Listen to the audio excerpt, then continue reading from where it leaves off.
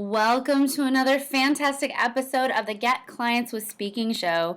And before we get started today, I've got a question for you. Have you ever wanted to know the secret to becoming an amazing presenter, an amazing public speaker?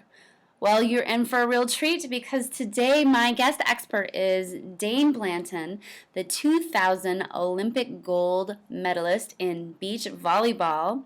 And he is going to share with you some very interesting things. And although Dain is an Olympic gold medalist, he is also an incredible public speaker. And what I always tell my private clients is that public speaking and giving presentations is really akin to a physical sport. You know, you're up on stage, you're doing things with your body. So Dain's going to share with you his amazing techniques that he uses both on and off the court in volleyball and in presentation skills. So today you're going to learn the secret technique that gold medalists use to create success and that Dain used in his own public speaking business to make sure he is a master of the stage. You're also going to learn what he does when those negative thoughts come in, because let me tell you, they do, and you're going to learn his simple trick to deal with those negative thoughts. And you're also going to see the thoughts and actions to consistently employ to be that great speaker. So grab a pen and paper, hang on to your hats, because here it comes. Hey, welcome. It's Alyssa from Magnetic Messengers Academy, and today I'm so excited. Oh my gosh, I've been waiting like a kid in the candy store for Dain Blanton. Hey, Dain, how's it going? It's good. How are you? I'm great. You guys, Dain is incredible. I met him on the plane. Dain is the owner of gettingtogold.com. Dain is also an incredible speaker. And Dain is also a 2000 Olympic gold medalist in beach volleyball. Yeah, so I wanted to have Dain on today because he is an incredible speaker and he talks about getting to gold, and he goes all over the nation and tells kids about how to get to gold. So Dain, welcome first off.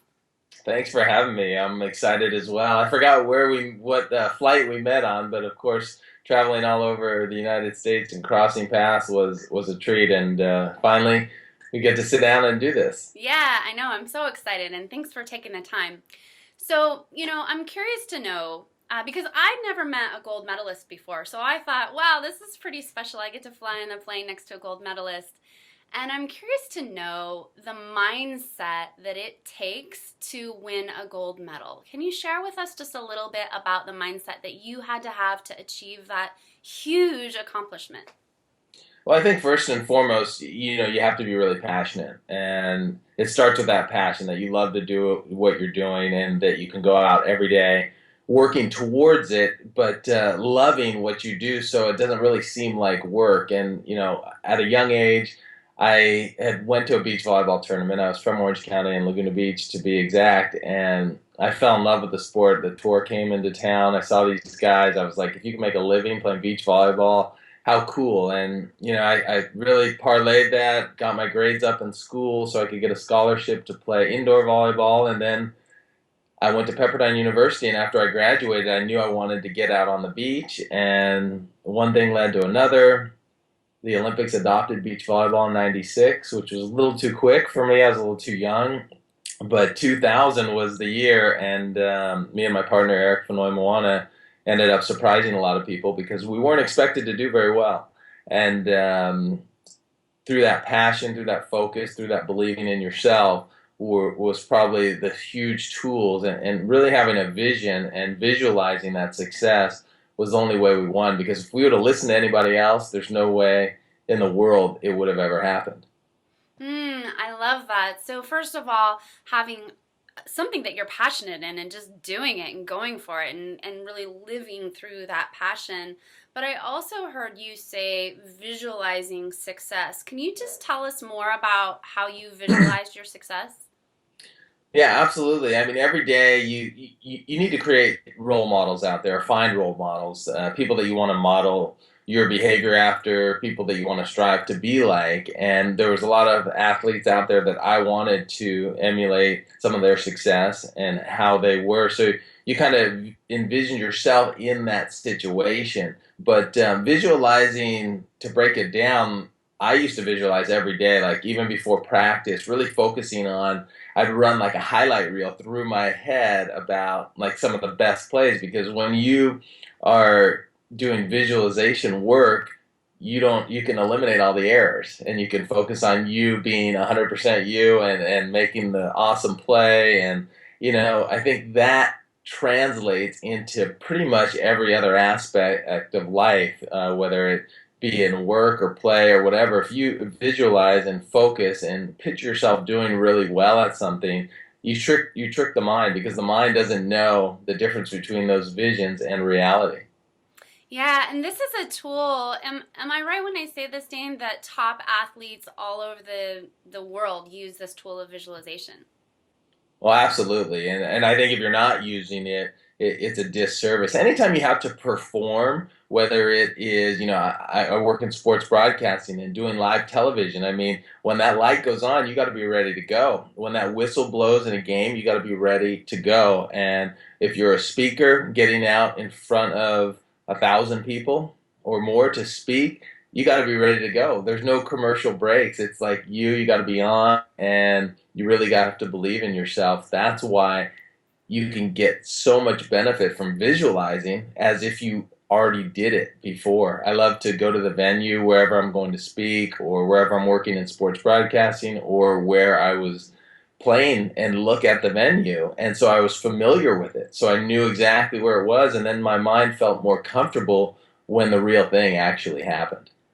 Yeah, I love this. I love this, love this, love this. And, it's interesting because today I was talking to a client and we were talking about, she had done some video of herself. And we were talking about this video review, and she was picking out all the things that she did wrong. And it's interesting because in sports, if you were to consistently look at only the things that you did wrong, what might happen as a player in your mind? What might happen if all you looked at was the wrong stuff? Well, then you start focusing on the negative, and your body starts repeating those motions. You really want to eliminate those negative images, those negative behaviors. Of course, you want to know what it feels like to be doing it wrong, but then you want to focus on doing it the correct way, putting positive images, because it's self-defeating when you're focusing on the errors. And it takes training sometimes. Sometimes, some people are just accustomed to focusing on the negative, and they're not doing it right, or they're a perfectionist, so they do 99% right and they do 1% wrong, and then they focus on that 1%. So you really just have to focus on the positive all the time. But for some people it's a little more difficult, and it takes a little more work and a little more visualization, maybe meditation every day, really calming the mind and trying to focus on what works for you, because you have to find that personalization, because every system is different and everybody adapts to different systems differently. And so one thing might work for someone and not for someone else. So you have to kind of find your niche and what works for you. So if you're having trouble visualizing, you might just try, I heard you say try a couple different things. Try meditation, try just different venues. What have you tried in terms of visualization that's really worked for you? Well, I mean, even aside from visualization, like actually doing something incorrectly to feel like, okay, that's wrong, right? Mm-hmm. Instead of trying to do everything right all the time, it's like, okay, this is the wrong way to do it, so you're very aware of that, and then you focus on what's positive. But in terms of visualizing, I would visualize myself always performing like the best play. I don't know. For me, like watching sports highlights is a big thing. So I can create like this great highlight reel in my head of what I'm doing right, or making a spectacular play. And just really, it puts these positive images in your mind. And like I said earlier, you can trick the mind. The mind just doesn't know the difference between your visualization and the reality of the situation. So as much practice as you can do. I mean, I don't know if you've ever heard of the study. There's a study where they take 50 athletes and they divide them in two, and 25 of them shoot 100 free throws a day, and the other 25 shoot 50 free throws a day and visualize shooting the other 50. And that group is on par or even better, the visualization group, as the group that's actually shooting the shots. So it's very interesting and powerful how the mind, I mean, even if you can't make practice that day, if you can take 10 minutes to visualize, and like I said, this goes in sports, this goes in, for me, sports broadcasting, which is, on camera work, and this goes for speaking when I'm in front of audiences or have to conduct a meeting or have to be on. In any type of performance situation, this has always worked for me. And so I would encourage anybody who's really focusing on the negative to just let that thought come and go, but then get back to the positive. And over time, you'll get used to focusing on that positive. I love that. So letting the thought go, just allow yourself to think it, but let it go. And Yeah. then start to create, what I heard you say is really start to create that highlight reel for yourself. So for speakers out there, maybe that's finding somebody that you really love and resonate with and can watch and see what they do so that you can, sorry about that, so that you can then see them working their magic on screen. Yeah, if you have that role model or someone you want to emulate, if you're a basketball player and you want to be like LeBron James, watching that, visualizing that, doing moves that maybe he does that you can't physically do yet, but you can visualize yourself actually doing it, that helps you. Looking for examples out there that can put more images in your mind that can make it more real. And talking about that negative side, when you have any type of negative come into your mind, you don't want to focus on forcing, like, I can't think negative, I can't think negative. That's not the technique. The technique is recognizing that feeling, because thoughts come into our mind all the time, and recognizing it and then moving on and focusing on something positive. And maybe that negative comes right back, but you accept it, move on, and get back to the positive. That's the only way to do it, and that's what I've done all my life. But to think that you're going to stop every negative thought from coming into your mind, I think is foolish. I think we all have, we have these thoughts in our mind that, sometimes bad things happen or something can go wrong, and sometimes it does. But that's life, and we deal with it. But it is a trained thought, I think, going to that positive side as much as you can. Yeah, so don't stop it. But you got to train yourself to let it happen and then switch it to the positive. Is that what I heard you say? You focus on stopping it, you give it more fuel, and you sit there and fight it, and you put more energy, and it creates even more of a snowball effect. Just accept the fact that that's the way it is. I mean, like, say you're dealing with somebody who's negative, and you say, I don't really believe in what they think. They're a friend of mine, but I'm going to hear what they have to say, maybe start to limit my exposure from them. But you can't just sit there and fight. When you've gotten into an argument or talked to someone who has a different philosophy as yours, you're not going to convince them half the time if they're locked in on what they think. So why waste the energy? Just let them speak their piece, maybe nod your head, and move on. I mean, that's just the way to do it. I don't think you want to feed it with extra energy. I love that. So treat that thought like that pesky friend that you're trying to blow off sometimes. Just let them speak their piece and then move on. I love that analogy. Absolutely. That was great. Absolutely. That is great. So as a speaker, Dain, what kinds of thoughts do you have to consistently employ to be such a great speaker? Well, number one, you have to do your homework when you're speaking and be prepared. I think being prepared is rule number one in speaking. If you're prepared, you're going to have a good time. If you're not prepared, you don't know what you're going to say, you don't know the order, you don't know the flow, you don't know the audience, that creates all sorts of negative feelings, and you're just scared. You're just going out there like, am I going to remember? Is this audience going to accept me? So I always think that taking care of all that you can control before the situation is huge. I used to say when I was playing volleyball that a lot of matches are won before the first whistle blows based on how much preparation has been brought into that off season. Say it's the first tournament of the year. A lot of those first tournaments are won not in the tournament, but in the months preceding, and who's put in the homework and who's really worked hard, who's made those gains. And it's the same thing when you get out to do a speech, or if you're going to address 1,000 people and you know cold your material, then you can really work on the communication aspect because you have the content down.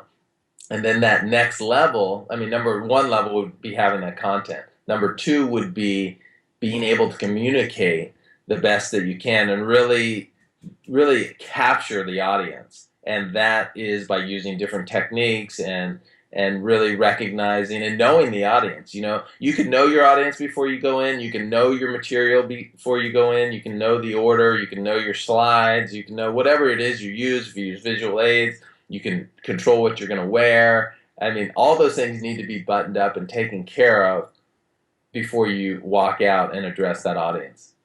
Wow, I love that. And it's honestly one of the most profound things that I have heard this week. Which is just honestly take care of what you can take care of and be prepared. And I love the sports analogy again because I think that sports and presentation skills go so hand in hand.